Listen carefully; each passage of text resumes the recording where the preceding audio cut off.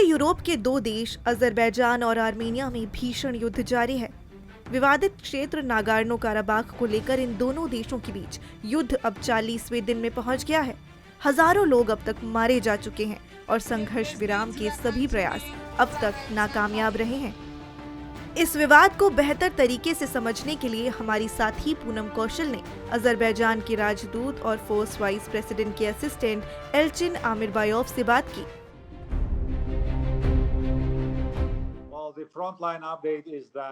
Armenia लगातार हमारे सैन्य ठिकानों पर बमबारी कर रहा है। हमारे 92 आम नागरिक मारे जा चुके हैं और 400 से अधिक घायल हैं। आर्मेनिया हमारे नागरिक इलाकों को भी निशाना बना रहा है। नागोर्नो काराबाख से एक बड़ी तादाद में आर्मेनियाई मूल के लोग पलायन कर रहे हैं और बंकर्स में रहने को मजबूर हैं। अजरबैजान ये कहता रहा कि वो आर्मेनिया के नियंत्रण से अपने इलाके को छुड़ा रहा है। आर्मेनिया की हर सैन्य गतिविधि का जवाब देने के लिए अजरबैजान तैयार है।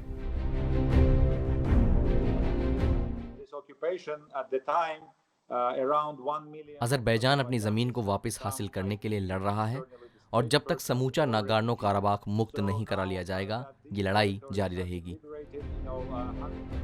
नागोर्नो काराबाख विवाद कश्मीर मुद्दे की तरह ही है।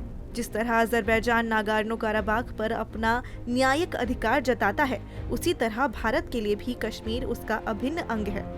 हमने एल्चिन से पूछा कि यदि भारत ने पीओके को छुड़ाने का प्रयास किया तो क्या वो भारत का समर्थन करेंगे।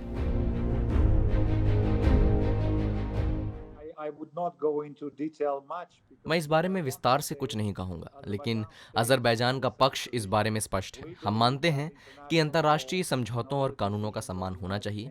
दोनों पक्षों के हितों का ख्याल इसी दायरे में रखकर रखा जाना चाहिए।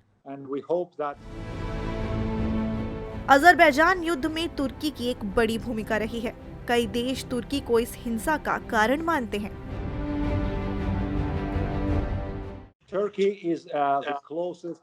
तुर्की ऐसा अकेला देश है जो हर समय हमारे साथ खड़ा रहा है। तुर्की हमारे साथ नहीं होता तो हम अकेले पड़ जाते। लेकिन इस लड़ाई में तुर्की की भूमिका सिर्फ राजनयिक और कूटनीतिक समर्थन तक ही है।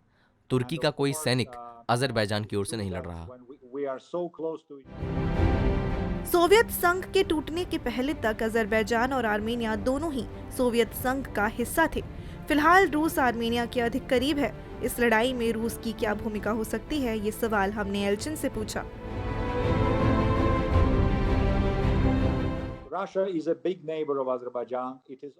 रूस इस लड़ाई को समाप्त करने का हर संभव प्रयास कर रहा है। राष्ट्रपति पुतिन ने अजरबैजान के राष्ट्रपति और आर्मेनिया के प्रधानमंत्री से फोन पर भी बात की है।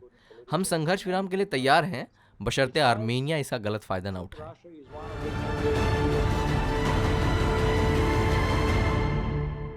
शेयर और डाउनलोड करें दैनिक भास्कर ऐप।